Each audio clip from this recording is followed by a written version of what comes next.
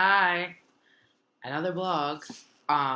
Still thinking about this book, The Right to the City, and I'm sitting here and I'm reading, and I haven't finished my reading yet because I had to go to the dentist, and we don't have class until um, tomorrow night. And I just had a thought of reading the beginning of chapter two. We're at what week?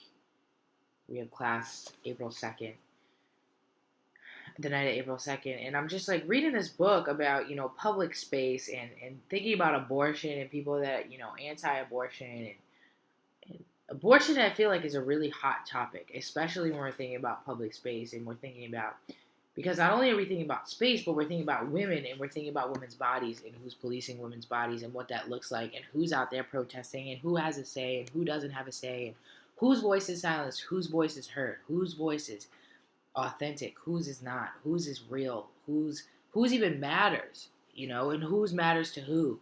And I'm just thinking about, what is public space and who is public space for because it's, very prevalent even in today's society that women aren't even folks that are able to own, you know, they haven't owned land for that long. So who is considered the public? How do we define the public?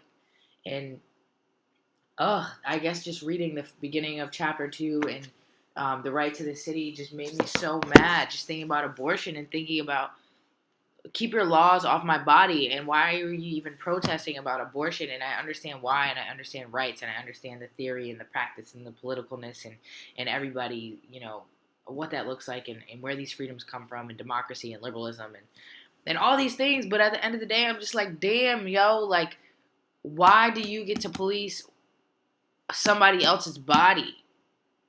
Why? Why? Why? And public space. Okay, so if we think about an abortion clinic and we think about people outside an abortion clinic, there's rules and regulations of how far you can go, the distance between you and other folks, and what that looks like, and blah, blah, blah, blah. But I'm just thinking about this, and I'm like, if you get to stand outside an abortion clinic and protest, are you protesting the space or are you protesting women and what they're doing with their bodies? What are you doing? What are you doing?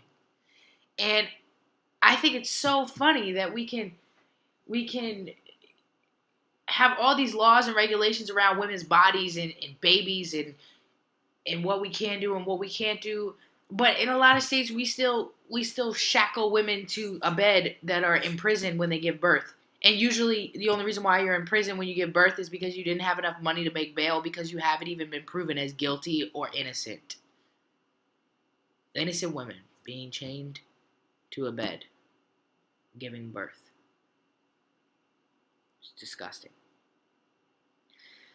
So I guess as far as this goes, in the little bit of reading I've done so far in chapter two and thinking about this book, I think this blog, this video journal for me is more about the content, the structure of the content rather than what it's actually saying. And I don't know if that's really appropriate for this or not. But I was just really triggered because I'm like, what? Like I can't with these white conservative men putting their laws on my sister's bodies. Like I can't. Sad day.